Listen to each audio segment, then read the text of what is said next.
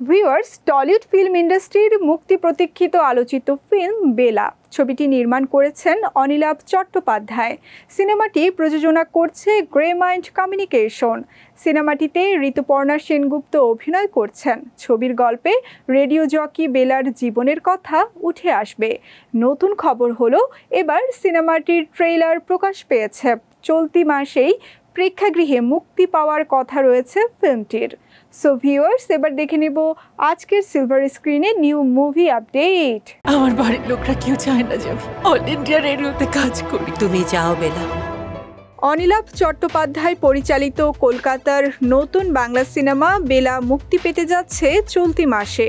সিনেমাটির গল্পে radio jockey বেলার জীবনের গল্প তুলে ধরা হয়েছে।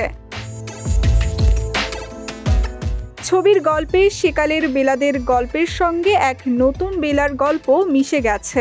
সিনেমাটি মূলত রেডিও জগতের বেলাদের গল্প নিয়ে নির্মিত হয়েছে। সম্প্রতি প্রকাশ পেয়েছে ছবিটির ট্রেইলার। সিনেমার ট্রেইলার দর্শকদের মধ্যে বেশ আগ্রহ তৈরি করেছে। সিনেমাটিতে জাতীয় পুরস্কারপ্রাপ্ত অভিনেত্রী ঋতুপর্ণা সেনগুপ্ত রয়েছেন বেলাদের চরিত্রে। অনিলাভ চট্টোপাধ্যায়ের পূর্ণ দৈর্ঘ্যের ছবি এই প্রথম। পরিচালকের ভাষ্য, বেলা মেয়েদের কথা বলবে, মেয়েদের অধিকারের কথা বলবে।